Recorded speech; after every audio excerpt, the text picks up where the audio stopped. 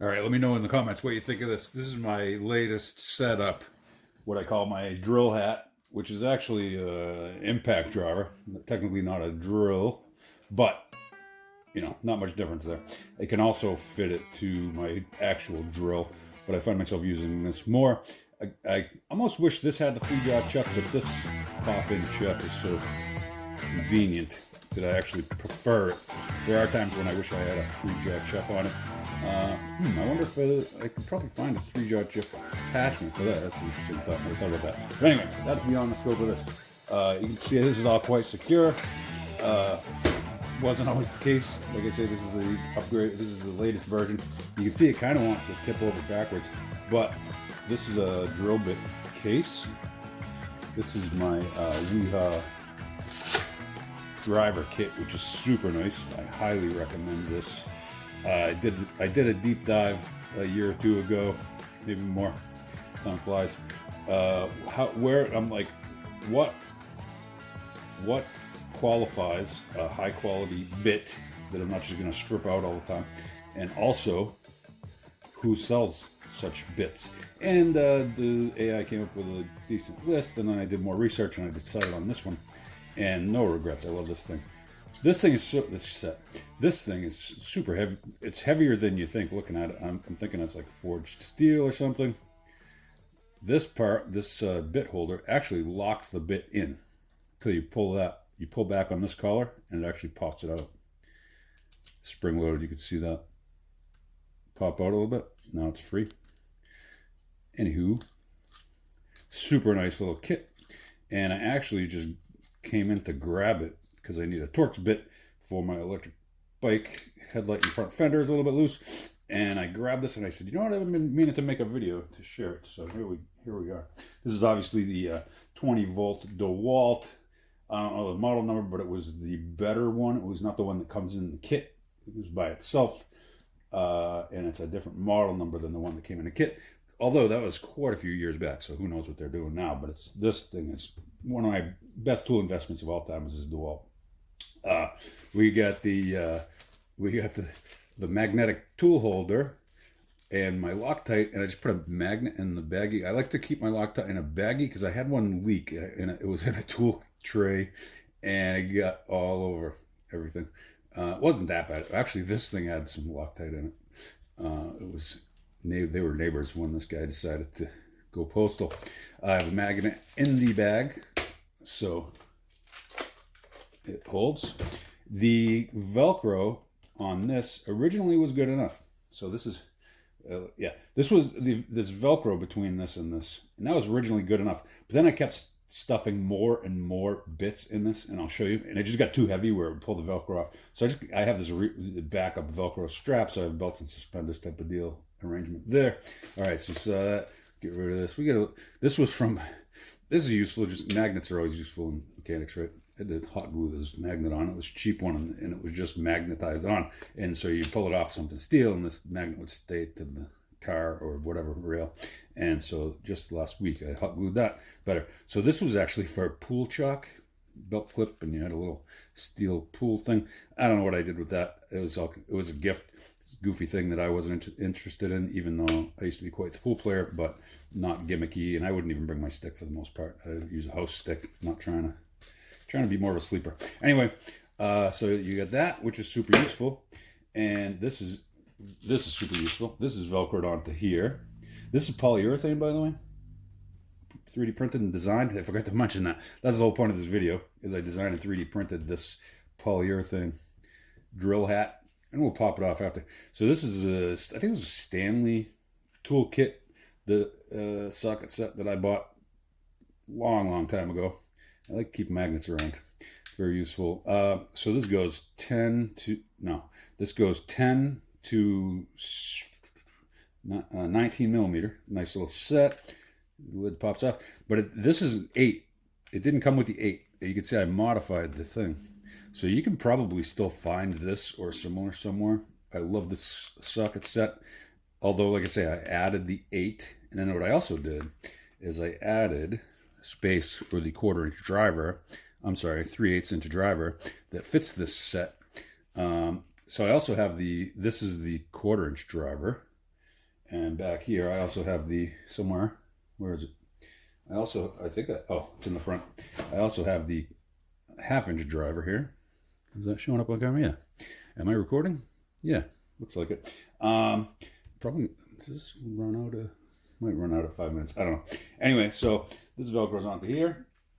And so this hex shape obviously allows you to just stick bits anywhere all over the thing. Of course, you wouldn't use those right there because I wouldn't, because I keep this guy on top.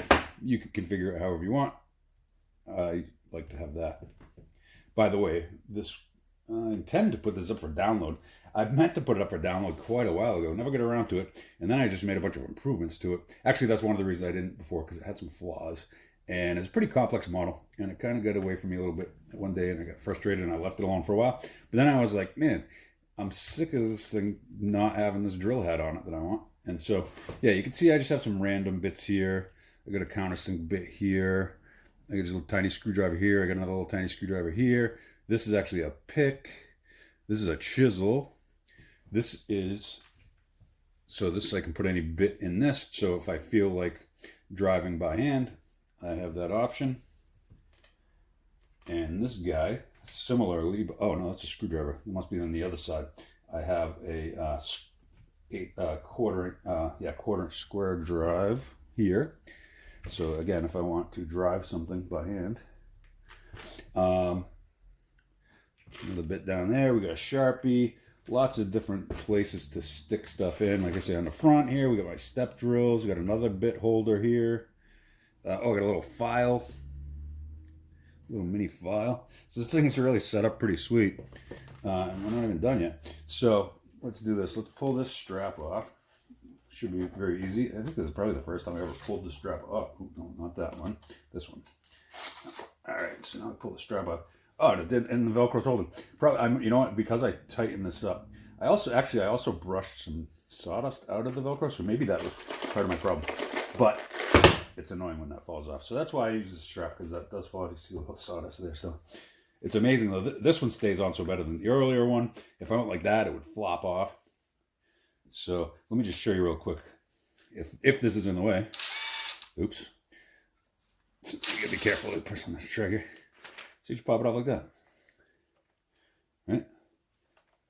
Pop it back on. It's a little trickier because I made it really squeeze the sides more than the original one. So, and it interferes back here to keep it on. So it's a trade-off. Like, how hard do I want it to? It's pretty hard. How hard do I want it to be versus how secure do I want it to be? Ah, there we go. I was just pushing from the wrong angle. So that was actually easier than I made it look. I'll do it again. Right, so I was pushing from the wrong angle. Not that it's easy to get it on, but it's a lot easier than I was making it. There we go. So, like I said, very secure, easy to install or uninstall. Great tool. You already saw this guy. So this guy, the Milwaukee. I covered the Milwaukee with the Velcro there, but these cases are fairly common. I originally didn't like it when I bought it. It just bit me. No wonder why I didn't like it. I just pinched my finger in the thing a little bit. No big deal. But you can see it came with a handful of drill bits. And the Velcro held those fine. But then I added these giant, what are they, Forstner bits, whatever they are. I got a center punch. I got a center punch. Let me know in the comments that I'm an idiot and what the difference is in the terminology of these two. This is like a spring-loaded center punch, which is great to use. Oh, I got a little 1/4 inch extension. I don't remember that. Some drill bits, a little C-clamp. So that's why this thing is so heavy, because I added a bunch of bits that didn't come with it, just because of the convenience of I can stick it to the underside of my driver. So let's see, we'll put it back together. Quite simple. Throw it on here. This guy goes something like this.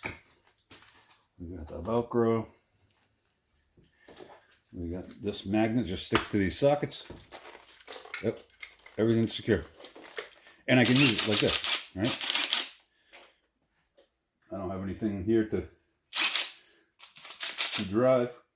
But anyway, let me know in the comments what you think. what features should I add to it? What tools should I add to it? I mean, this really covers a lot of basically around the house, light automotive stuff. Oh, you know what's missing is swivel drivers. So I have a kit. I have a tray, like a snap lock tray, like an organizer tray with very few dividers, with a whole bunch of drivers that go with this. So I used to always carry that with this. If I travel, if we're going off-roading or something, that would be in my toolkit. And so that tray has like deep well impact sockets and swivels and bigger things that I wouldn't want to carry around on my drill, right? But the thing is, if I want to go from in the house to out in the shop, do I want this and a toolbox? And so now I have in one hand, I have a toolbox, and in the other hand, I have this. And then which hand do I put my coffee in at that point? So this allows me to travel around with a whole bunch of tools, carrying in one hand. It's just super convenient. So anyway, like I say, let me know in the comments what other tools or whatever I should have attached to this, and how stupid is this, and you would never use it, and what kind of idiot would make something like this. Oh, look, I got a little tiny little X key. There's a bunch of little holes and slots and stuff where I can stick things in. Actually, this originally had another bank of these guys. So you get a bank, and there was another one. And these go from bigger to smaller. I don't know if you can see that. So this is for the top one I sized for this. The bottom one, let me back up. The top one I did size for this, and then I just kept making them a little smaller, a little smaller, a little smaller, a little smaller, a little smaller, because so that way there would always, I'd have plenty of options to stick various sized items in there. But the thing was, it was and this was like without being attached. So let's see what happens. It's probably going to fall over backwards. So when it wasn't on this, when I first made this version and I had these things, this guy mainly, instead of going into here, would stop here. So it's sticking out even more. And you can see I got a bunch of meat here, so I could put a bunch of bits here. So really the weight is pretty far back. So it probably falls over backwards. No. So it would have before. So I cut these off. That's where I'm going with this. This bag here, duplicated here, and this bag here, duplicated here. And that brought all these back a bit. And then the thing would just fall over backwards. But now that I cut those off, and now all these move forward. And so now the center of mass is more over the top. Now, if I took the sockets off, maybe it'll fall over. But I'm never going to do these things all at the same time, right? So let's try it just to see. That still doesn't fall over. Oh, if I push it, it does, but it stays. But the point is, I'm never going to do that and this at the same time. I'm generally 99% of the time, or at least 90% of the time, it's like this. Now, the bad part is, I used to be able to just do this and go in here. But now that I have too much in there, I could remove some of those, like those Forstner bits, and it would probably hold. And it's actually almost holds, but it's not good enough, because that's bad when that happens, if you're not prepared for it. So I just use the strap. I really don't do a whole lot of drilling anyway, so the rare times I do need to go into there, it's really no big deal. This guy I have it flipped on backwards, so I can flip that open. Used to have a magnet in there. Oh, you know why I stopped doing the magnet? Because it pulled the bits out. And I have the magnets up here, so that's fine. So I think that's about it. Let me know what you think. I'm probably going to put it up for download at some point. The reality is I don't get a whole lot of downloads. I only upload to one site. And I like to charge $1 or $2 or $5, depending on the complexity, depending on the thing. Depending on how useful it is. I don't know. It might be $1. It might be $5. It might be $10. I've actually put a lot of time into the CAD design of this and experimenting with it and stuff. It's actually a really useful product. But the thing is, I probably make, like, of all things I've uploaded, like, this is not how I make a living.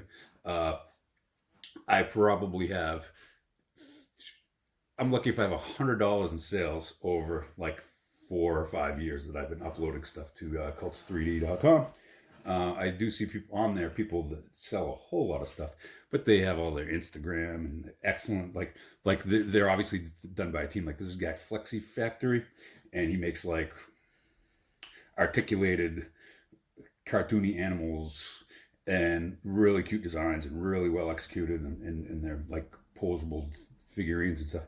And that guy, he's making like $10,000 per model, and then some. I've seen on some, but anyway, that's not me. I've made about $100 in all my models because I don't push it on Instagram or anything, and they're not that cute and novel. They're like useful. I just make stuff for myself that I say, oh, I need this around the house, and I make it, and then I'm saying, I might as well throw it up, and somebody wants to throw me a couple of dollars. Once in a while, I'll throw something up free, but I don't know. I like to be slightly generous, but at the same time, I do CAD design for a living, so it only makes sense to charge a little bit for the long hours I put into stuff like this, like literally like maybe a whole work week on this, because the model got so complicated and it got a little tangled, and then I had to split it into multiple parts and bring them back together, which happens on more complicated models.